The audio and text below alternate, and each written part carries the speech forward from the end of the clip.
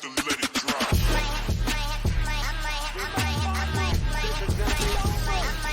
Let it drop. Detroit Lions fans, Detroit Den 313 with Stephen Will back with another episode. After just Victory Monday, after a pretty much easy win where we absolutely handled the Houston Texans.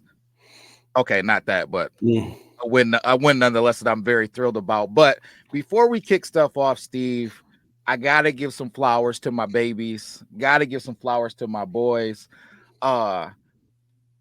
Woodhaven Warrior Elite freshman team. My son plays on, won the championship this Saturday. Guys, phenomenal job to you guys. Great season. Hats off to all you coaches that put in the hard work and dedication, man. Thanks to you guys. Good work. There's a little shot I got there. Got a little flex to my boy. Got down 3 tutties. We're not gonna talk too much.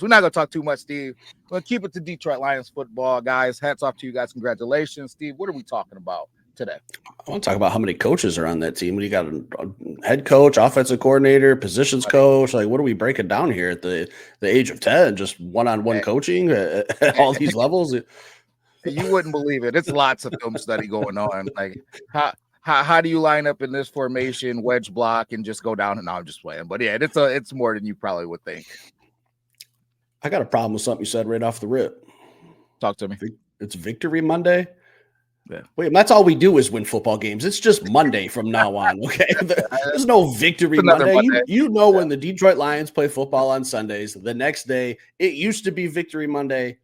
It's just plain old Monday now. Just plain old Monday. Go to work, brush a little something off your shoulders, talk shit to your friends who are fans of the opposing team, and just know, man, all I know is I got to enjoy my Sunday stress-free, no anxiety, no blood pressure.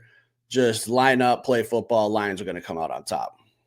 I got to pump the brakes. So you're getting out of line because I can think of 3 times right off the top of my head when we don't have Victory Mondays. I can only think of one this year.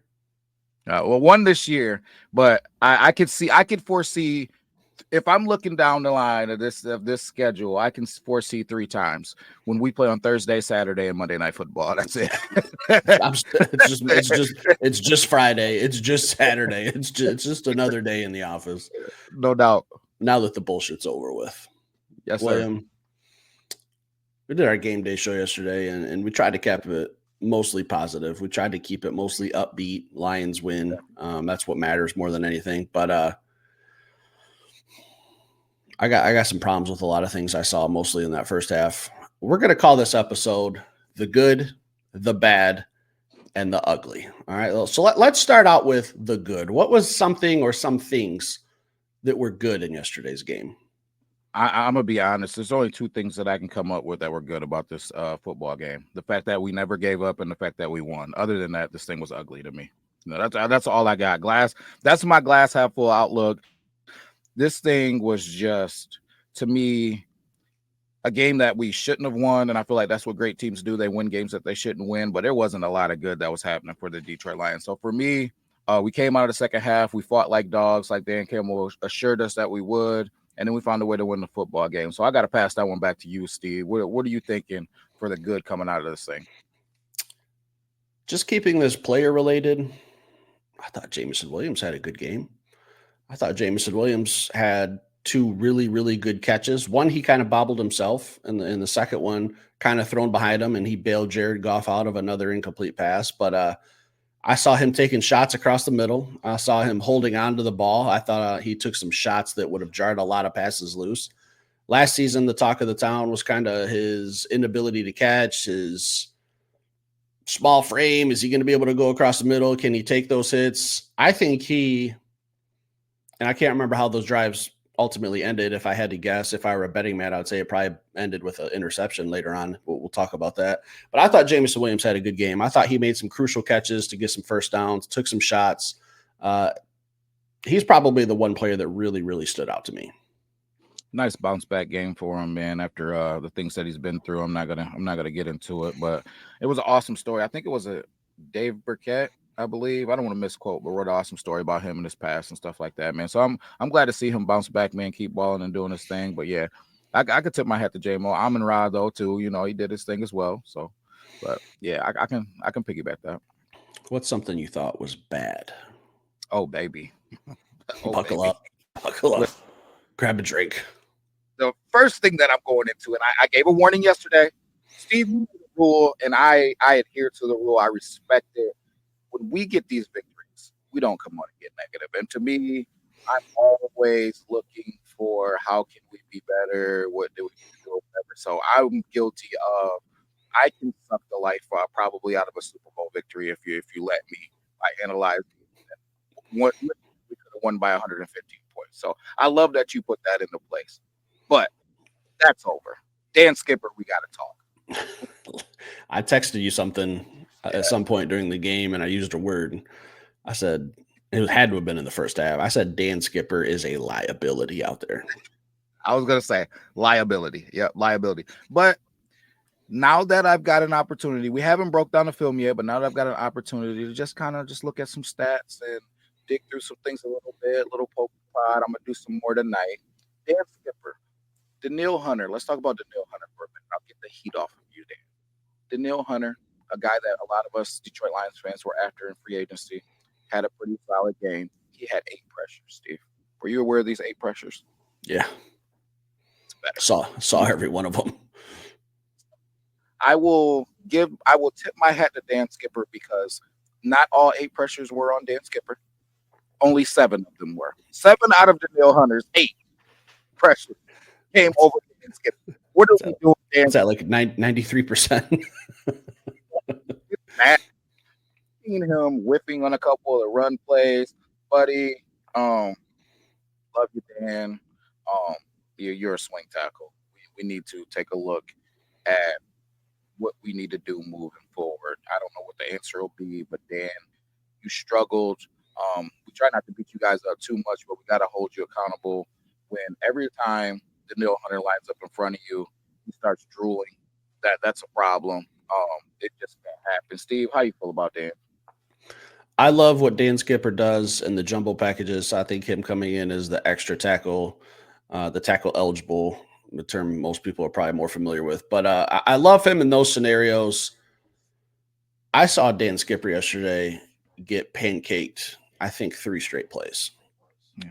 Like just absolutely handled. I think his pass protection, I haven't seen the PFF grade on it. If it was above a 6, I would be absolutely amazed because it was bad in the first half. I'm only talking first half. We buckled down in the second half. This is mostly me talking about first half stuff. I saw him get outmaneuvered. I saw him get pancaked, and I was just like, Dan, you are probably 80% of the reason why Jared Goff is throwing interceptions because he has no time. He's constantly getting his arm hit from his blind side. He constantly feels someone tugging on his jersey because Danielle Hunter is trying his darndest to get all the way around you. You manage to get a 6'9" frame in front of him enough sometimes, but it was bad. It was one of the worst blocking left tackles I've seen in quite a while. I'm just going to say it.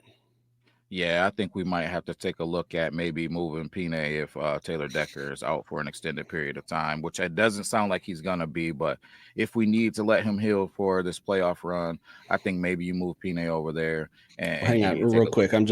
Is there anyone on this team that could play left tackle if Taylor Decker's? Hey, that's 75 in the front. You want Vinco, man. Vinco, I think you might be able to get it done, Vinco. Uncle Steve's always scowling.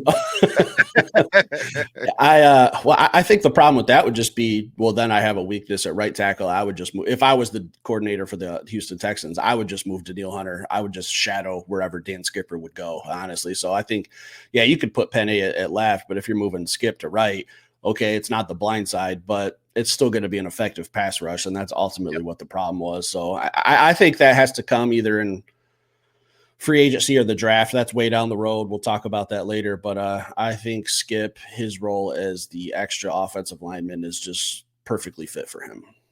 Yeah. No, I think wasn't Corby Sorstall taking some reps at tackle too? And I know he wasn't exactly a phenomenal situation when he came out and did some mop-up duty this year either. But I don't know, man. Somebody have to go over there. I'm not Dan Skipper. You're right. He probably would not be the answer. But Yeah, somebody else we'd have to take a look at that just for this season. But I think you opened up the door for a perfect segue. You mentioned Jared Goff, 5 interceptions in this game. It looked like this offense could not get anything going, and we were about to get blown out for a little bit. How you feeling about Jared? I know some people, right? Some people had some feelings. It was bouncing around Twitter, some things like this, that maybe we should be turning those keys over to Hendon Hooker. Maybe it's so bad. Steve, I love your response there too. I'll let you guys check that out. But so let me paint the picture for when this was tweeted, though, because we talked about it in our game day episode earlier this morning. That wasn't after the 5th interception. That was sometime, and I wish Twitter or X, whatever you want to call it, would actually timestamp when tweets were sent out so that we could see, the game started at 8:30. This was tweeted probably around 8:45. Like, it was still very early in the game. I think it was after the first interception.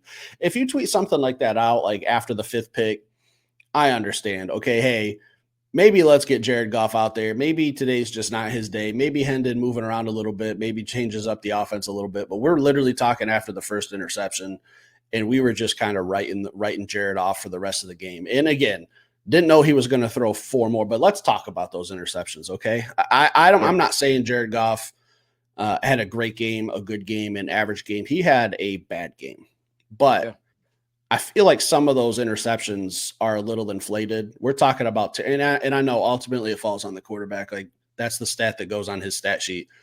I saw him get a tipped pass straight up in the air, interception. Okay, good play by the defense. Weren't going to get home. Get your hands up, make a play. I saw essentially what could have been a strip sack fumble, but the player caught it, so that goes down as an interception. And then I saw a Hail Mary. So were they interceptions? Yes. I only looked at 2 really, really bad passes that ended up in the other team's hands where that was 100% on Jared Goff. Now, he spiked some balls in the dirt. I think that was kind of just him throwing the ball away, not trying to force anything, some ugly, ugly passes. Yep. But those interception numbers, like, I'm not defending Jared Goff. I'm out here hammering Dan Skipper. If I felt Jared Goff needed to get hammered, I would. But I think we could take away 3 of those interceptions and say, bad luck, bad breaks, but that's the way the cookie crumbles. Yeah. I feel like I'm even more on the side of Jared Goff in this one, because I agree with you. Those first 3 interceptions in the first half, none of them were interceptions. The first ball was a tip ball by Petrie. He tipped the ball in the air, shot a bubble screen. Good play on him. The second one was his arm getting hit, like you said, in the Hail Mary. None of those 3, wiped those 3 right out of the gate. Now, the interception in the second half, the first one to Sam Laporta, that ball sailed on him a little bit, but it didn't sail so high that Sam Laporta couldn't jump and get it. I think it was the timing of the play when you watch it. I wish we could have loaded it in. That's on me. But it was the timing, because Jared Goff is a guy who gets the ball out on rhythm, man. They got some hands on Sam Laporta. He was in an odd position where he couldn't jump. It sailed right over his grasp, and the guy got it, man. It was just hats off to the Houston Texans for knocking off our timing. Then the last one was the Waymo one, right? So he threw the deep ball to Waymo, and it was kind of the way that Waymo was turning. I don't know if there was some type of miscommunication. And when there's miscommunication, you never know. Is it the quarterback? Is it the receiver? So all 5 of these interceptions were interceptions that could easily be explained and articulated, which makes me happy. I think it was just when it rains, it pours, man. Things weren't going well. They couldn't get their rhythm and their timing together. Houston Texans had a great game plan, and they had some success. They get paid to coach and play football as well. I heard an absolutely crazy stat this morning, and I don't know if it's true. If anyone knows, please leave it in the comments. I heard that this was Jared Goff's 7th game where he's had 4 or more turnovers. Do you know what his record is in those games? I have no idea. 7-0. That'd be crazy. I don't know if that's true. I want someone, if you're a stat head out there, I want someone to do a little homework for us. We'll give you a shout out in the next episode. Yeah. If you can tell us which games those were and which year, I'll go look at the stat sheets and verify it. But that is a crazy stat to have 4 turnovers as a quarterback 7 times, but you won that game 7 times. That's absurd to me. Yeah. I'm gonna start calling Jared Goff ice though, because the dude's got ice water in his veins. At the end of this game, I'm going crazy. I'm yelling, losing my mind. And then this morning when I rewatch the film, they win the game. Dan Campbell is smiling from ear to ear. Jared Goff looks like this, and he's whispering in Dan's ear something. Like it is. He looks like a man on a mission. He did look human. Finally. Wow, guys. You know what he 1 week whispered? out of the year. Did you see him whisper to him? He What went was up it? to Dan Campbell and he whispered, Matthew Stafford could have never done some shit like that. No, I'm Hey. just kidding. He probably did, but maybe. You never know. You never know with that guy, man. Yeah, man. He looks like a man on a mission, man, unfazed. Like, listen, we struggled. He said he was telling the guys in the huddle. I watched the interview this morning, man. He said he was telling them, hey guys, I'm gonna figure it out. Stay with me. I'm fine. I feel good. No big deal. We'll get it. And that's what we need, man. It's a guy who is committed to going out and getting victories, regardless of how bad things get, will not get deterred. He just plays tough, man. Yeah. My last thing, we're just kind of reiterating some stuff we already talked about, but I saw a little bit more of Zadarius Smith yesterday. He went up to the Monday night or the Sunday night football stage. He was kind of getting asked some questions. William, I got to see this guy in person. I got to see him. I got to see him line up. I got to see either Mac Jones or Trevor Lawrence running for their life on Sunday. Refreshed, rejuvenated. He talked about how he wanted to play yesterday. The coaching staff made him sit out so that he got his bye week. He got his rest. They didn't want to screw him over on his personal time. He said he traveled down to Florida where he lives, checked on his house from the hurricane. He said he wanted to play. He said that Dan Campbell, being the coach that he is, the guy that he is, understands that we need our time off. And as much as I was lobbying to play, Dan said, absolutely not. So I think we got some closure on that for some people who are wondering. But man, his energy, like I've seen a lot of people comparing him to Rasheed Wallace. And we had this talk last night at my buddy's house. Like, I see a lot of similarities. I see a lot of things where, this Lions team was close. We needed that player to get us over the hump. But that Pistons team also didn't lose a player like Chauncey Billups, like we lost in Aiden Hutchinson. So it's not exactly the same, but I see the similarities. And then you put up like a picture of them. They have some similarities in their looks too, but 100%. their energy, their coaching, they're doing everything right. Yeah. I cannot wait for Sunday to see this dude in pads. What do you think he's going to get a sack on Sunday? That's the biggest. He has to. He has to, William. There's not a world I live in where the script's not written for Zadarius Smith to have a sack or two. I dig it. Or two. I like that. If we're playing Mac Jones, chalk up 5. It's over. Yeah. If we're playing Trevor Lawrence, 1.5. Yeah. All right. I'm with it. We'll Hold Steve to that, guys. Anything else for today? Nah, man. Excited, man. Excited. Guys, 8-1, looking at 9-1. I like the way this schedule's looking. We'll talk about some of that stuff later. Stick around, hit that like button, leave some comments. We'll be back later with another show. Peace.